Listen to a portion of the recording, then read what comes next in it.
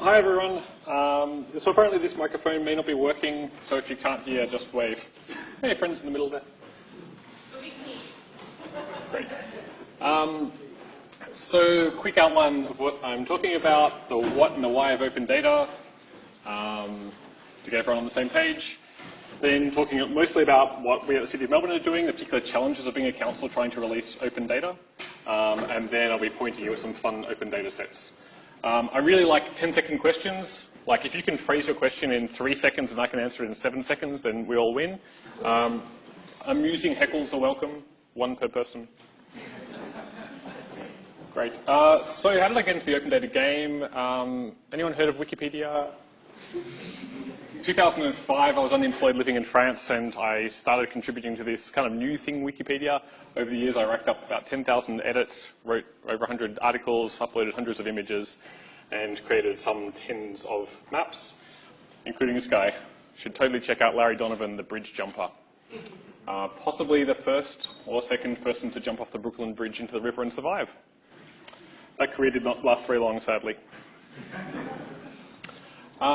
Through that, I got into uploading images to Wikipedia. It's really fun, taking a crappy photo on a cycle tour and then seeing it turn up on the side of Google, and then on the Moama Lions Club page, and on What If, and on various tourism web pages.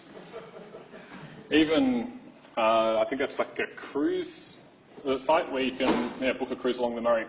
For a while, really amusingly, it was used on a lawyer. There's a lawyer in Moama that was using my photo without attributing it. Wikipedia turned into OpenStreetMap for me. OpenStreetMap is kind of like the Wikipedia of Google Maps.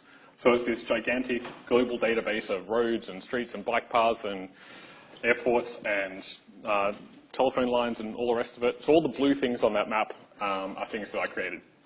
So 300,000 edits over the years. It's a hobby.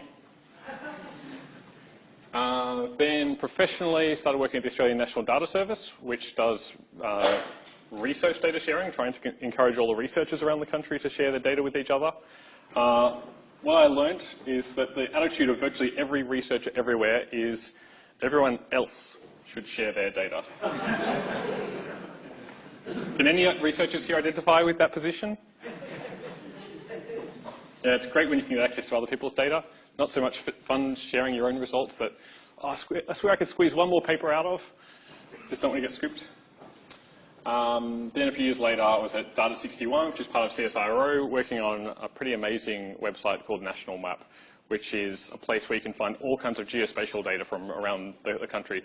There's literally thousands and thousands of different data sources from federal government, state governments, all the different state governments, lots of councils, everything from the location of renewable energy sources like wind and the health of the Great Barrier Reef to demographics to social inequality statistics.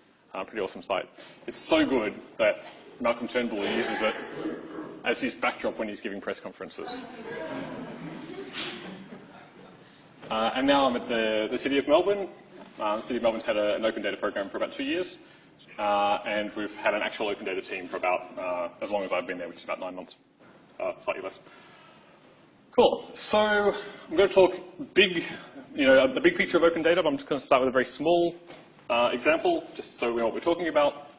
The City of Melbourne collects lots of information, as you'd expect, to do its job. One of the things it does is it has 30 pedestrian sensors located in various places around the city. So at all times of day and night, they'll count the number of pedestrians at a given location by using a thermal imaging camera. No personally identifiable information is collected, just how many pedestrians in a given spot. So that's useful to us, obviously. That's why we put them there. For planning where we put pedestrian crossings, it's useful for managing foot traffic. Pedestrian overcrowding is a big problem for the City of Melbourne at the moment. Understanding transport flows. So here's 2 simple takeaways for you all. Most people go to the city by public transport. Most people move around the city by foot. No one likes cars. But beyond our own uses of that data, it's pretty obvious that other people might find that data useful. So for instance, as businesses cannot get enough of footfall data. Like when they're trying to work out where they should put their next retail outlet, or perhaps how much they should pay for their current lease, they really like footfall data because that has a huge impact on the value of that property. PTV wants to know how many pedestrians are in a given location when they're trying to work out where to put a tram stop. And researchers, various kinds, urban planners, people into transport, sustainability, all of that kind of stuff, they love seeing how people respond to changes in the city. You know, if we stick a bunch of new apartment buildings, we get more or less pedestrian traffic. So we make that data available not just through a website where you can look at it, but through our open data platform. It's uploaded automatically, and you can go and download something like 8 years worth of data. It's a pretty massive data set. It's quite a lot of fun to dive into, and you can see how the city responds to all kinds of different events like weather, you know, maybe a public transport strike or something like that. Do we even have public transport strikes anymore, or did they make those illegal? And the really important thing is you can download the data. So that's pretty much what it's all about. That's what distinguishes an open data platform from various other websites. You download the data, you do what you want with it in your own analytical tool. So, hopefully some people get the reference. So open data, literally just data that is open. I'll define open for you. No, I won't define it. I'm just going to go to opendefinition.org. How helpful is that? Data is open if read. I'll break it down for you. It's considered open if anyone can access it, the public, not having to sign up. If some website is making you sign your life away in order to download some data, it ain't open. If it's making you pay for it, it's not open. You should be able to access it any time of day or night. Believe it or not, there are websites that actually shut down outside of business hours.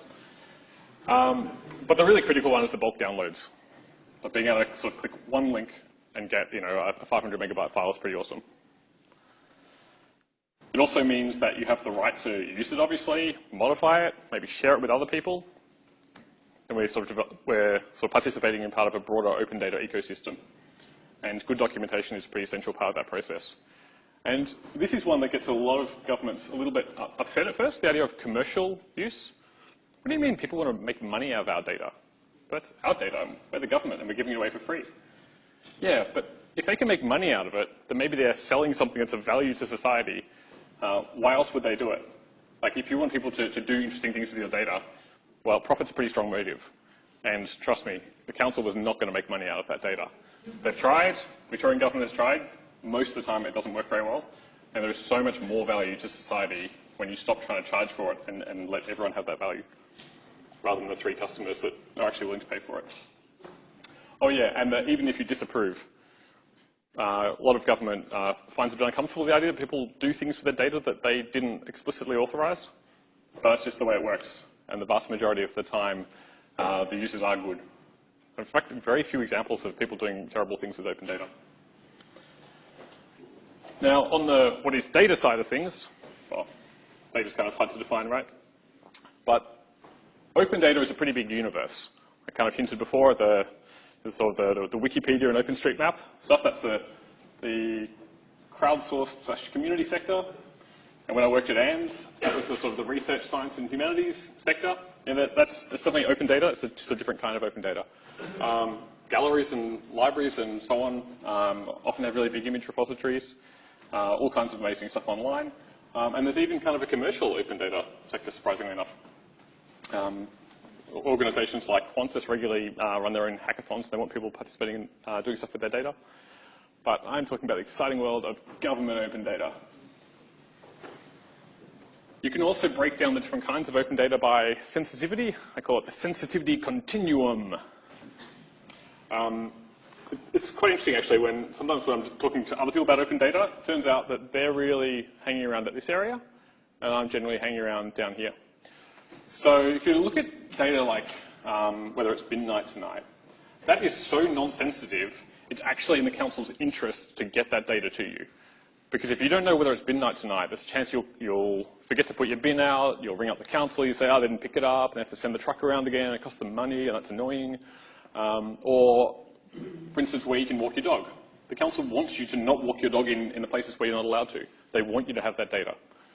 Then there's a whole bunch of data that's kind of in this category, where it's not like immediately obviously beneficial to the council that you have it, but they don't mind you having it. Knowing where every tree is in every species, great, go for your life, learn something interesting from that data. I mean, that's the attitude broadly of councils for that kind of data. Then you kind of creep up the sensitivity continuum. Things get a little bit harder. You know, publishing budgets, had a discussion this afternoon about whether or not we should publish the number of syringes that are collected every month around the city of Melbourne. Interesting. To me, it seems we should, but you know, I can see reasons why it might make people uncomfortable. Then if we go further up the continuum, property valuations. So the city of Melbourne, like every council, places a valuation on every property within the entire municipality in order to calculate the rates that you pay. So obviously we have that valuation. We could release it. It's not illegal to release it, but geez, it would be complicated. Let's just say it would be complicated. Although there are other states in which that's commonly the case. And bearing in mind, it's only our valuation. It's not the actual sale value of the property. But a lot of people would find that uncomfortable. And then, of course, if we're talking about personal details, your name, like where you live, why you called up the council because you couldn't pay a certain fine or something, we are never, ever going to release it. All of that information is already available on the AAC website, or not on the website, The property valuations data? Personal details, who you are, where you live. Yeah, but there's all kinds of personal stuff that is not there. And for instance, there are certain categories of people whose information is really suppressed, like where judges live, where people who have restraining orders against their partners live, all that kind of stuff. So definitely in the never, ever, ever category. If we're publishing that data, something has gone horribly, horribly wrong. And yeah, you'll hear about it. In the transparency area, which I'm mostly not going to talk about, I really want to highlight the work of two organizations that are doing a lot of amazing work in this area. So one of them is what was formerly known as InfoWaz. It's now, I think they're called The Little Bird, but their URL is really cool. It's whistleblower.network. So they do sort of transparency-related data journalism. It's really Rosie Williams, has done huge amounts of work diving into budgets, lots and lots of work around census fail, like all the stuff that went wrong with the census last year, stuff around metadata retention and diving into political donations. And there's a sort of a prototype site, whistleblower.network/govspend, where you can dive into the budgets of government and grants and so on. And then there's the Open Australia Foundation, who are actually, they've been around for a while, and they have some really great projects. So you can, they're pretty much the only place you can really dive in and see what the hell Parliament's been up to. You can find out what your MP has been up to. How does your MP vote on all these different issues? Day by day, you can see the activity they sort of scrape from all the different places and make it really accessible. And they have a great website for FOI called, and my mind's gone blank. It'll come back to me. And then they have planning alerts, so if you want to know what development applications are in your area. Oh yes, and if you like what they do, consider supporting them. I do. And another way of breaking down open data is all the different kinds of data. There's operational records, there's the stuff that everything else hangs off, like obviously we need to know where people live. There's the geospatial stuff, like where are the trees and the roads. There's statistics. I'm going to be very careful about using a term in this audience. Sometimes we aggregate data in order to release stuff that would otherwise be sensitive. There's never these kind of aggregations of other data when people kind of collect stuff from other places and then create something useful, and we try to release that.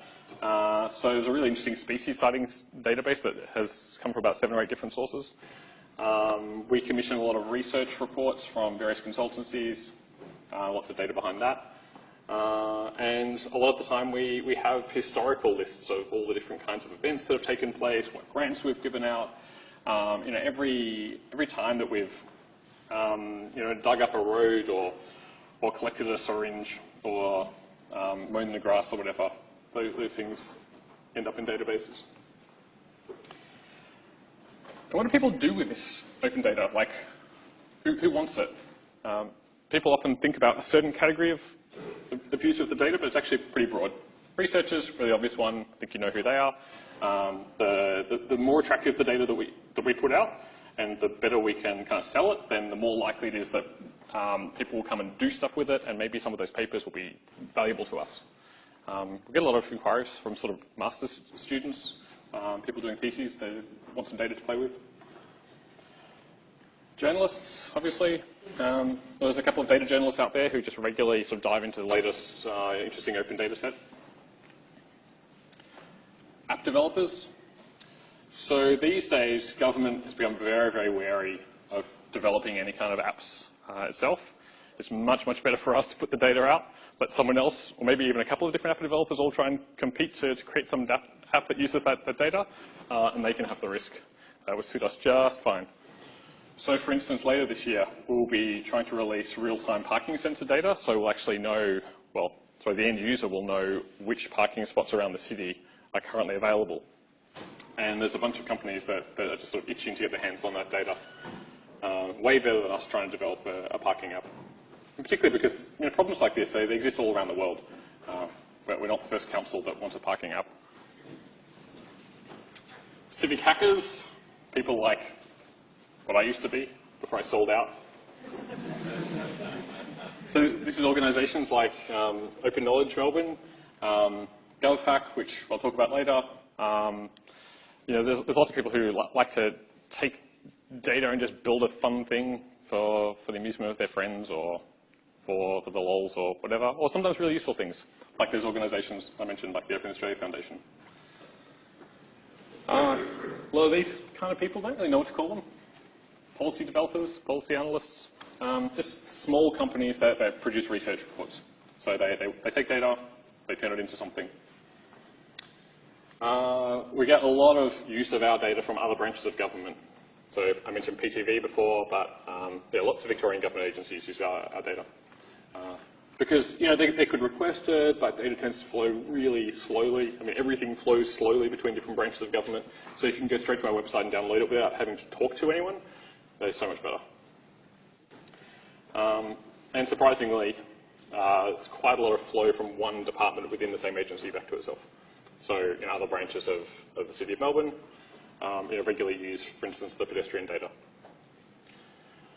And of course, businesses. This is a really interesting one for us to crack. They're not used to sort of accessing data in that way, but they could certainly make smarter decisions if they have access to more data. And I didn't know this until I started working at the City of Melbourne. Like, we really care about having lots of businesses in the city and having them be really successful because they pay rates. They're actually a pretty important source of revenue. So, audience participation. Are there categories of people, like the people who used open data that don't fall into any of those categories before, that I mentioned before? What do you statisticians do with yourselves? Someone be brave. Did I really cover all the categories so well with my 8 categories? Oh, look, you're flattering me. All right. So why do we, the City of Melbourne, do open data? Well, there are some immediate benefits for some classes of data. Like, we are always handing out GIS data to people who are building houses, putting in planning permits. So if we can just stick it on the website once, tell people to just download it and stop bothering us, it saves us time, saves us money. Then there are cases where we get sort of a direct benefit, but not as immediate, like when people create the research and the visualizations and stuff that are useful to us. That's great. And then sort of more broadly, indirect benefits, supporting the economy, society, making the world a better place. Cool. So now I can show you this beautiful visualization I made. Goes for about 3 minutes. So this is kind of an overview of some of the major data sets on our open data platform. Before anyone asks, I made this with the Mapbox library. It's a web-based JavaScript visualization package. So property boundaries. You can download all the property boundaries for every property in the entire City of Melbourne. And every address and it turns out addresses are a lot more complicated than you think. We have several different ways of describing the different addresses. I'd be happy to not have a conversation about them with you.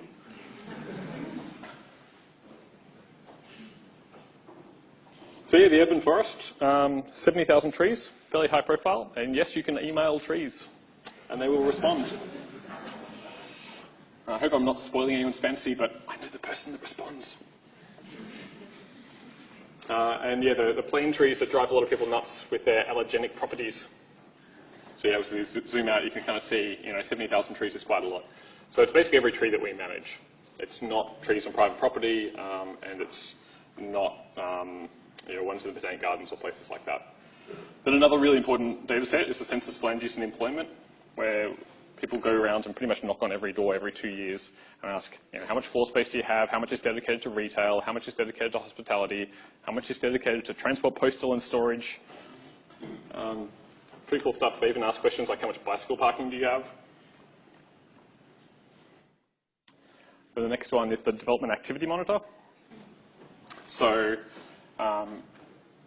in this data set, it basically looks at major development projects that are happening around the city, like where's the next apartment tower going, and we're in the process of releasing a 3D visualization of this in a lot more detail. So you can actually see basically the shape of each of those apartment towers going up. And just quietly, I think when people see what's going to happen to the city of Melbourne in about the next 5 years, you might just have a little freak out. It's pretty scary. But yeah, lots of other interesting little data sets, and which night is bin night, like I mentioned before.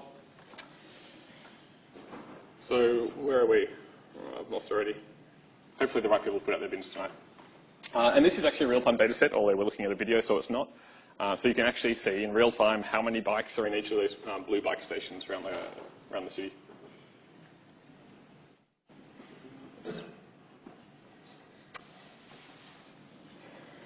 And here's another example of a data set where it's in our interest to publish it, to show you the places that you can book for a wedding or for something that's not a wedding. You can book banners, you can book promotion spaces, you can book a little spot on the pavement where you can stand and jangle a can at people and ask for their money. You have to book that. And here are the places where you can walk your dog without a leash. And you can even see every single cafe and restaurant in the entire municipality, which also comes out of the Clue data set. Isn't that cool? We collect the data to find out how people are using their land, and in the process we discover all the cafes are. And even the outlines of every building and their heights. Yeah, so if you go to data.melbourne, that's where you get all this data.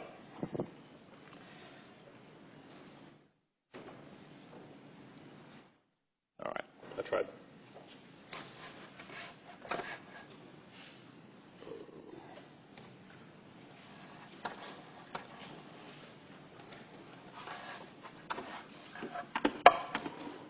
Don't like this mouse. Okay. So concretely, why do we publish data? Because concretely the council told us to.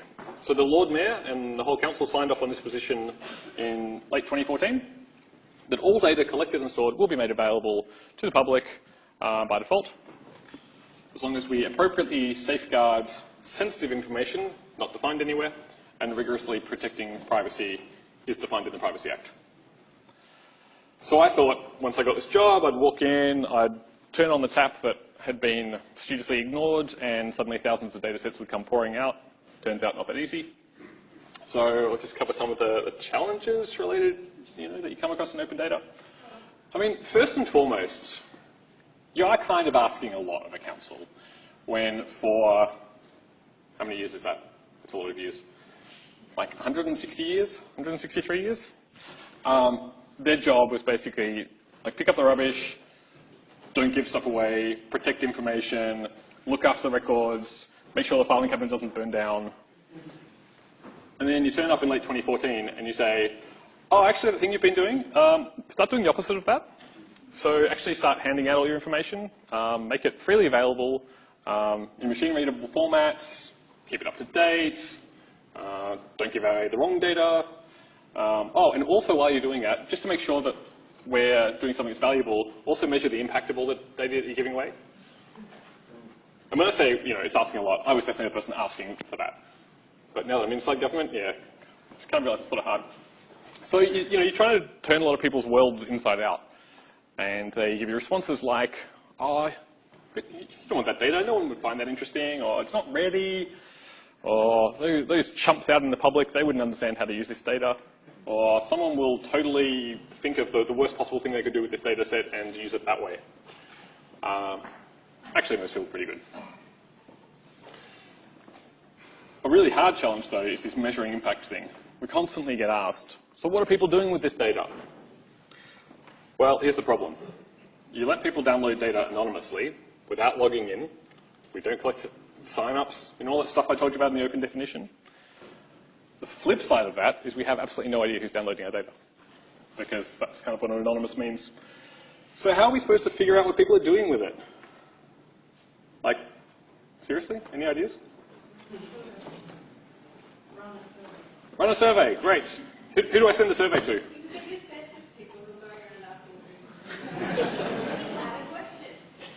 That's not bad. That's thinking. That's good.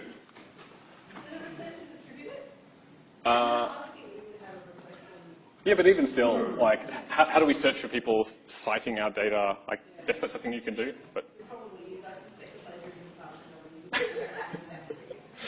okay, contact the plagiarism department. I like it. So you said you wanted to be open without collecting data of people who are downloading data. Yep. If you ask them while they are downloading the data what their intention is, because that's still. Yeah. I mean, that's. So just to repeat that, so the suggestion is that we just ask them sort of optionally while they're downloading something, hey, what were you planning on using this data for? Yeah, that's not a bad idea.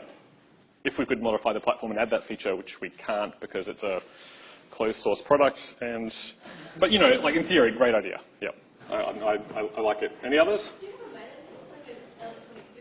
I'm so glad you asked that. Yes, we have a mailing list.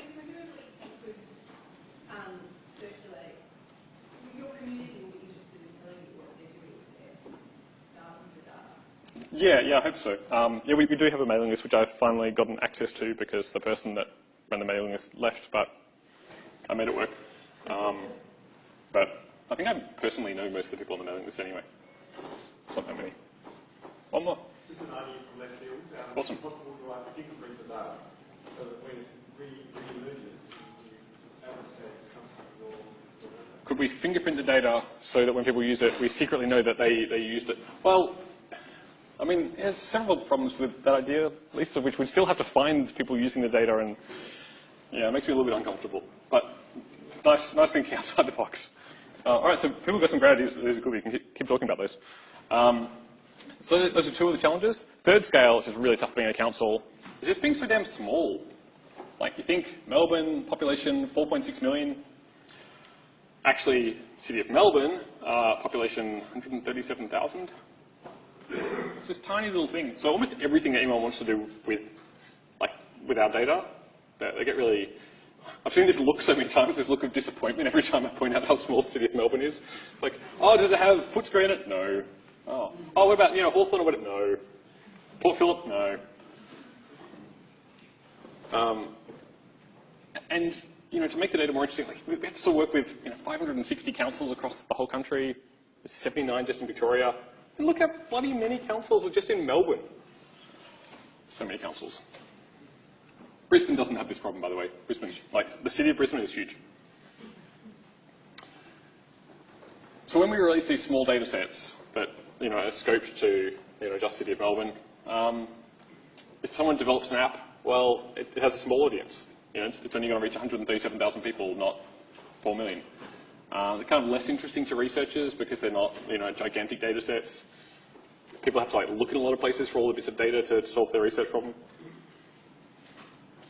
Flip side, it is kind of quicker to get stuff out when you have to talk to one person who's just across the corridor. So as an example of that, I mean, here's one of our premium data sets, the trees, the urban forest. It gets a lot of good press, very justifiably so. High quality, it's got species, the health, the size of each tree, but it's only in the city of Melbourne. But we have this great visualization because fortunately we have the resources to be able to get creative in to make this cool visualization, and that's great. Meanwhile, there's a bunch of other councils that have tree databases. There's not 687 of them. That's counting a whole bunch of stuff that definitely is not trees. But those councils, they can't have a fancy visualization. Could we, maybe our visualization and their trees come together and... Why, yes, we can! No, this is a thing I made when I was a civic hacker. Opentrees.org. So the basic idea is, find all the different tree data sets, put them together in one place, and then dangerously attempt a live demo.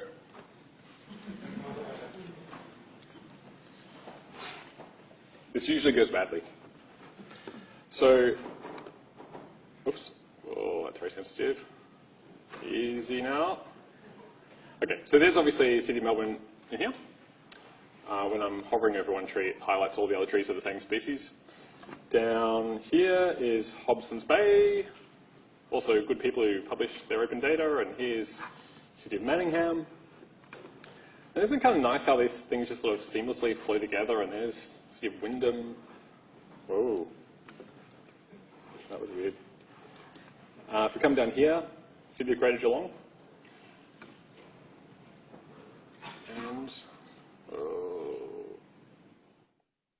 yeah, this is a bit often doesn't work. That's all right. But so basically I can hover over a tree and it'll tell me the species of that tree. So in this case, Corymbia ficifolia, the dwarf flowering gum. And if I click on it, it's going to look up Wikipedia. See, more benefits of Wikipedia.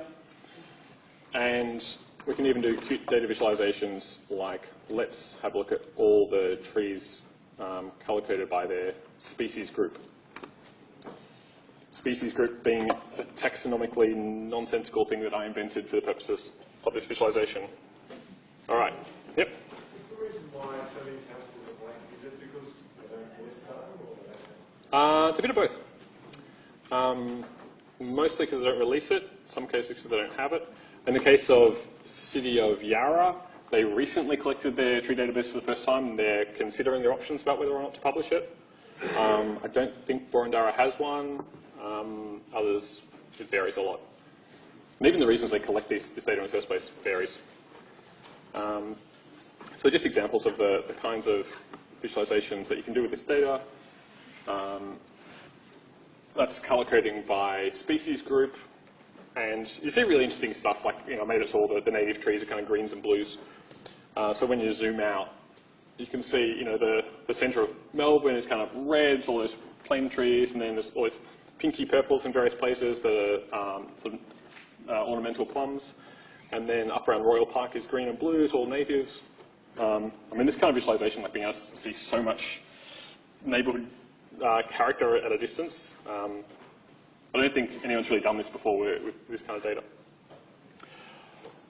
But that was a lot of work, pulling together all these tree data sets that had not been released for that purpose. So we sort of got together and thought, maybe to make this less work and make other people be able to do it, why don't we invent some standards for publishing data? Let's invent a tree standard, and let's invent a standard for publishing garbage collection zones. That is, bin night. And it seemed like a bit of a long shot to convince councils, when I wasn't even working for a council, to publish data following a standard, but they actually kind of did it. Amazingly, something like 20 councils now are following that standard. And I made a thing called Open Bin Map, which pulls all that data together. So now you can go to this one place and find out whether or not it's bin night tonight. And it'll tell you whether it's recycling night or whether it's green waste night, which isn't so much an issue in sort of urban areas like this, but in many, many councils, they alternate green waste and recycling.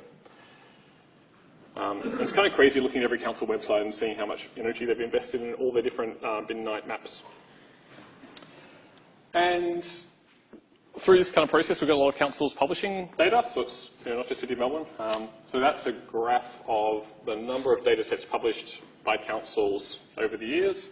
So first cab off the rank was the ACT, which I know is not local government, in July 2012. And now we're up to over 1,200 data sets published by councils at the end of last year. And you see these kind of surges about halfway through each year, which is caused by a very small competition known as GovHack, which people around the country participate in to create interesting things out of open data. I mean, I'm not a statistician, but I think there might be some sort of effect there. So there's actually the City of Melbourne, the dark blue at the bottom here. We didn't have an open data team there, so not a lot of data was being added, but it's about to go totally viral. Though. Viral's not the word. Exponential or something. But more importantly, there's kind of been a community. There's been a lot of these councils talking to each other. There's been competition between councils to publish data. I mean, strangely enough, that was probably the driving force for a lot of these councils. You know, the chap in the council next door had 2 open data sets out, and he didn't, and therefore totally got to get 3. The way people operate is weird, but it is literally that. I'm not making that up.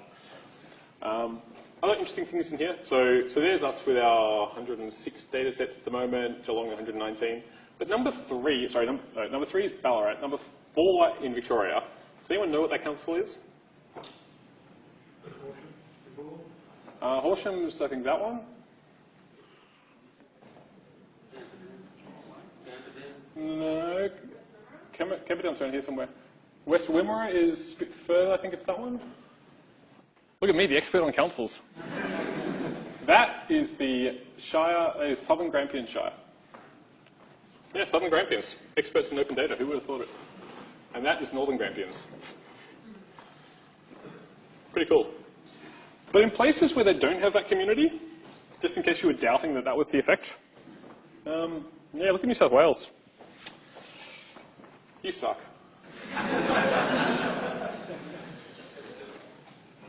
So, how do I scale? You know, okay, we've done bins, we've done trees. Yeah, we can get to like a dozen categories of data sets like that, but how do we get to hundreds? Because there are a lot of different kinds of data sets out there.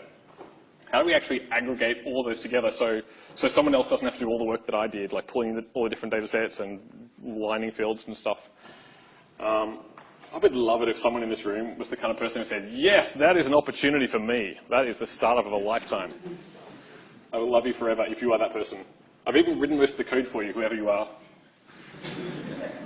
The code's open source. I built this prototype. It's a real thing. It automatically aggregates about 15 kinds of data sets with very little customization for each data set. It does a really basic QA.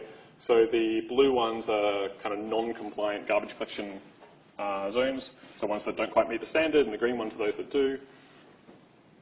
I think it's that way around. Just out of interest, by the way. Isn't it interesting the different ways that councils manage garbage? So all along the roads there, the garbage collection zones for those councils are just defined by the actual edge of the road, because the garbage trucks don't go down the back streets that don't exist, I guess. I'm getting distracted. Anyway, so that's a real thing. I would love to talk to people about how to make that a reality and a business and a reliable thing that people can build apps on top of. I mean, look how good it looks when we say you aggregate all the public toilets together. And then, like, where are the council boundaries? Who cares? Because people who need a public toilet, the last thing on their mind is, what council am I in right now? That was challenge 3. Challenge 4. So, talked about aggregating data across different councils.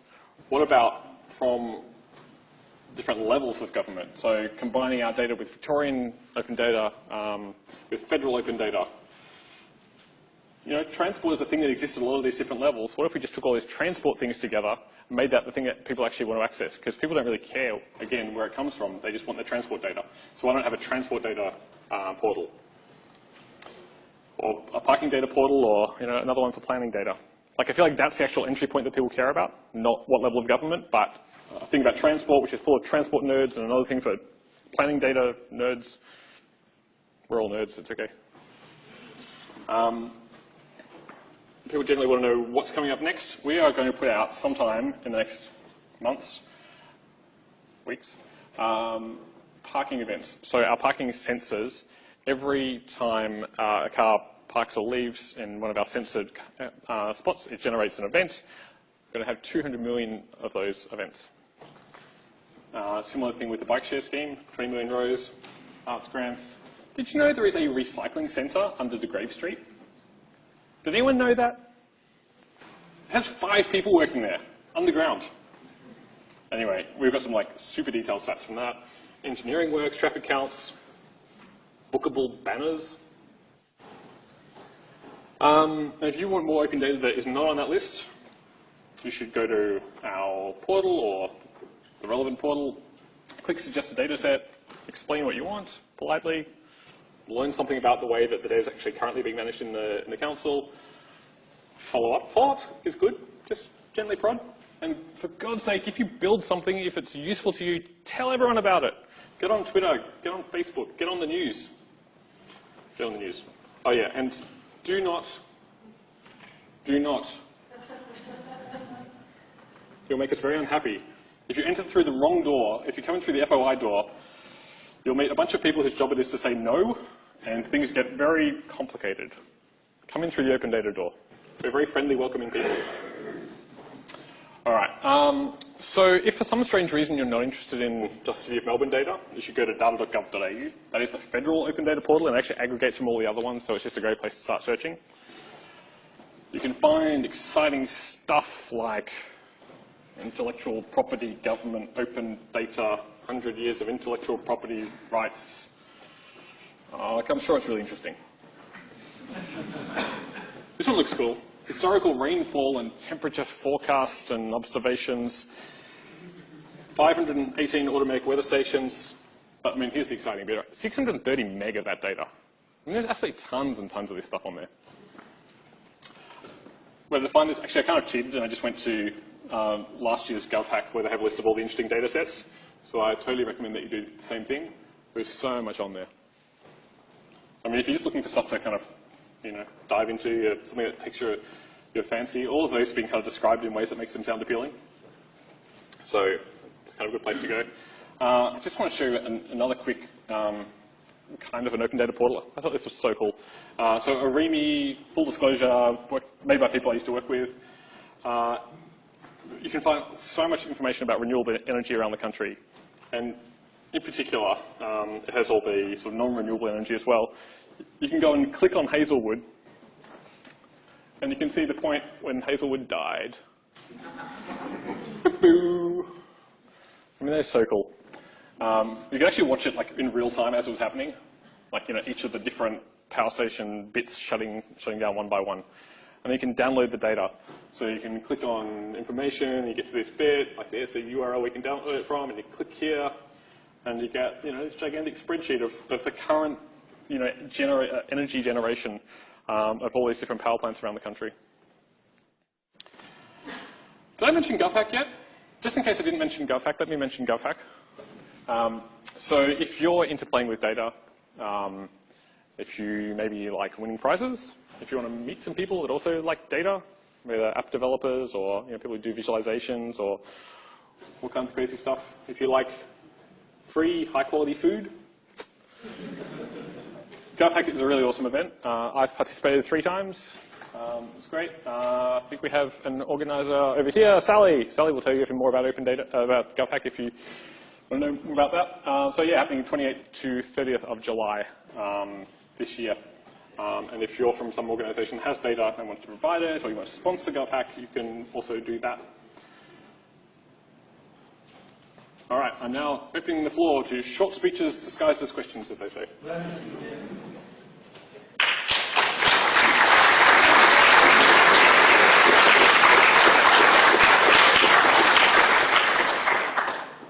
Question here. Start to answer questions about the data. Sorry, do I have? Start to answer questions about the data. Yeah, so generally what I'm trying to do with the City of Melbourne is I'm trying to get the actual data owners taking responsibility for their data and directly receiving questions from the public. So slightly changing their job role to include the public outreach of that thing. Traditionally, it would be someone like me making up answers, but I think it's way better if the questions go straight to the person who actually knows what they're talking about. And generally, they quite like having interesting questions about their data. A lot of these, a lot of public servants work really hard on a small thing. They don't get enough appreciation. So hearing from someone outside, it's like, oh, your data is really interesting. I want to combine it with this thing. How would I do that? And then they would totally love to have a long conversation about that. You'd be surprised.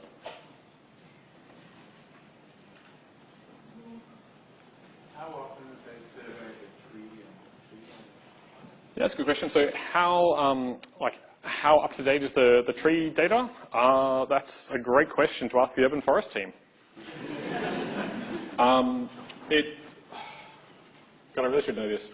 I think some of the data is updated regularly when they do like maintenance. So I think if they chop down a tree or something, they'll update it straight away. Turns out there's all these different processes, and some of them will feed into it, and some of them won't, and it's complicated. There are some councils I know that have an excellent process for every piece of maintenance, kind of immediately updating it. But I don't think we're quite in that category for that tree data set. But ask the urban forest team. There's a question up there.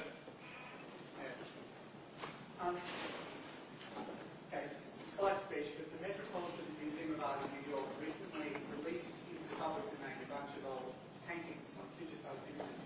But people complained that, in fact, those images should already have been in the public domain in the sense that the institution was sort of wrongly claiming they were copyrighted. What's the sort of attitude like among museums, galleries, libraries to that kind of stuff in Australia? Do you know if there's anything, is there any open data stuff happening in that space? So if I understood the question, so the Metropolitan Museum of Art released scans of its paintings, and people got upset because they should have done it earlier? No, they were sort of slightly themed with the attitude that it was like a gift to the public. Oh, okay, right. They'd previously been claiming copyright on public domain. Oh, yeah, that's a complicated one. I don't know that much about what the cultural sector here has been doing with open data. There's certainly some museums that are really into it. I know the State Library of Queensland has uploaded a ton of their images that they have onto Wikimedia Commons. I think the State Library of Victoria is working with the Wikipedia team maybe to do something similar. Yeah, copyright's so complicated. I'm just going to pass. I don't know. How do you ever have any issues with data integrity, and what percentage of your time or resources you spend in cleaning data? Do we ever have issues with data integrity? I've never seen a data set that didn't have issues with data integrity. The main issue we have with data integrity is getting data managers to agree to release data that is not perfect. So we kind of have to go through a process of telling them it's okay, you can release data that is compromised as long as you tell the world that it's compromised in exactly the many different ways in which it is subpar. So we have 3 levels of quality. At the top level we say sort of reliable and timely, like this is fit for a business purpose and we have processes to ensure that it's up to date.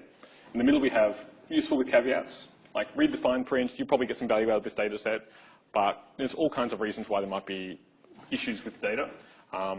And most of the time we can just describe what those issues are. Like, we last updated this data set 3 years ago. Or we are pretty suspect about the date column, but everything else is good. I often have this conversation with someone when I'm trying to get them to release a data set, and they give me this long spiel about all the reasons why they shouldn't release the data set, and they tell me everything is deficient with it. I literally say to them, everything you just told me, just write that down. That's your data quality statement. So yeah, most of our data is deficient in various ways. It's a much bigger piece of work to do data capability across the whole organization so that the organization values data sets. Like, I think it would be brilliant to actually put numerical values on data sets and say, okay, that's a $4 million data set, and currently we're spending $5,000 a year keeping it up to date. Do you think possibly we should spend more on that to protect our investment? And I think once you can start doing that, then you can have much more sensible conversations about maintaining data and the value of it to the organisation. But at the moment, we're definitely not at that level of maturity. Sorry for being delicate, but Yeah, great. I'm wondering what Melbourne expects to cost in the investment to maintain and provide data. Like how much we spend on? Well, your team's new, so Yep. that's a big cost. Presumably there are fairly significant costs in making each data set available. Actually, no. So, I mean, by far so the question was basically how much does it cost us to do open data, and how do we expect to get a return on that investment? No, I couldn't care less about return on investment. Oh, good. I mean, I'm Yep. thinking that for other organisations, Yep. if I'm going to my organisation and say, hey, think about, maybe do this. Yep. It's difficult for you to go and say, it's going to cost me this astronomical amount of money. I'm wondering, Yeah. So the vast bulk of the money that's spent on open data is spent on me and my team leader. That's, we can have people like, well, I'm not paying anything for this, so you must be cheapest. Thanks. The platform itself costs about $44,000 a year, which I think is too much. The actual effort in getting each additional data set is relatively low. It's usually in the order of, like, by the time we've had all the conversations and done the approvals process and filled out checklists and all of that, it's probably 5 person-hours of work. It depends. Like big data sets, like obviously the 200 million row parking data set is more work. Building infrastructure to suck data out of new databases, that's a lot of work. But getting someone to upload a spreadsheet that they have ready access to into the portal is pretty easy. Most of it's about the kind of the culture change and all of that. I mean, the return on investment question, which you didn't ask, I think is fascinating. And thank God that is not my job to decide whether or not to spend that money. But currently we are doing that. I live in North Melbourne and I get phone calls from market research surveys and ask me all sorts of things. And when they ask me, they say they're doing this for the City of Melbourne and getting opinions about services in the City of Melbourne. Does that information ever get out anywhere? I mean, I never see it. So that is such an interesting question. So the question is basically, if you answer a survey for the City of Melbourne, does that data form part of the open data platform? And that's one we've been kind of wrestling with a little bit. Because on the one hand, there's all this really useful, interesting information which it would be great to release. On the other hand, sometimes it would be too personal. You know, if you write sort of, if you give like a full like a full text answer or sort of a free text response to something, that might identify you in some way. Generally, we've been really cautious about releasing that stuff. We'll release it in aggregate, so we might say, you know, 40% of respondents said they were in favour of. We don't have much survey data on that at the moment. I think there's a couple. In fact, we do have some row-level data as response to a bike infrastructure survey a while ago. But it's kind of a messy question we're grappling with at the moment. We have so many data sets in that category, so once we figure out what we're doing about them, there'll probably be a whole pile of them coming out. But I think we probably need to talk to more people like you who've actually answered these surveys and get your feelings about it. I mean, what's your sense? I mean, do you want the answer to be yes or no? Well, I think I contribute a very genuine opinion about things like the garbage service or what they're doing with the trees and things like that. So if you found your response in an open data set on our open data platform, how would that make you feel? Would that be good or would that be bad? I wouldn't like to see my response. I'd like to see the aggregate. Okay. No, that's totally fair enough. Yeah, I mean, we do something similar when we survey businesses. And, you know, do you really want the business giving it an answer they thought was confidential released on the platform? Probably not. But, yeah, I think we really need to take the pulse of the community a bit more before we kind of go one way or the other. Can I just comment that Oh, sorry. Australian data specialised in survey data was releasing. Ah, so we've got expertise. And because confidentiality and neither releasing a table level or the identity. Okay, so just to repeat that comment, so the Australian Data Archive, who I always sort of forget about, I've heard of them, I've never really met any of them, have expertise apparently in releasing survey data, so we should talk to them and maybe they have some materials that can. Okay, that's a really great comment, thanks very much. I think this is something. Yeah. And, yep. Yep. Question was, Yeah. have you found since opening up more data, the quality of data internally has improved? Yeah, so one of the interesting side effects of publishing open data is you raise the visibility of data sets. And in some cases, that really motivates people to kind of think more seriously about the quality of the data. But it can also motivate, at a higher level, people to invest more resources in the quality of the data. Because, you know, think of someone at the top level of the organization, they would have no idea that anything is really wrong down in some data set that they are never going to get their hands on. But once it gets out to the public and people start complaining about it, then they think, wow, our parking data. So all these researchers can't do anything with our parking data because X, Y, and Z. I wonder how we manage with that parking data. Maybe I better have a chat with the parking data people and you know. So that is definitely a thing that happens, yeah. We've got time for maybe one more question. All right. Let's see if we can make them quick. Yep. Is Is there a uniform format across different councils as they move towards providing open data? So that's what I've been sort of working on with my Open Council data standards, and you should really go to opencouncildata.org and read all about it. There, standards.opencouncildata.org. At a very basic file format level, there are pretty much two formats that cover almost everything, which is CSV for tabular data and GeoJSON for spatial data. Those are two great formats that almost everything can fit into. But at the sort of the higher level, the content of those data sets, there wasn't really anything, and that's why I kind of made it all up. And no, it doesn't align to European or American standards because what those councils do is kind of completely different to what we do.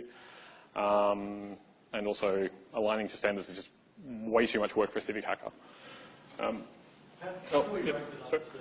Sorry? How do we rate or benchmark ourselves against overseas? How do we rate compared to overseas? Oh, that's such a tricky question. So there's this thing called the Open Data Census and the Open Data City Census that kind of identify like 12 or 15 key data sets, and then people measure every city and country based on whether they release those key data sets. But it is so arbitrary. It's just annoyingly arbitrary. So Australia scored really well for releasing its national public transport timetable, because I don't know if you've ever taken any national public transport around Australia. There's like 4 long-distance trains, and that's it. And you can download the entire timetable in one PDF. Like, you know, and it's just really arbitrary. I started to get involved in some of this stuff, and then it feels weird. Like, there's got to be a better way of measuring it. I don't think that's the way exactly. So who leads it around the world? So Open Knowledge International are kind of the group that take the lead on that.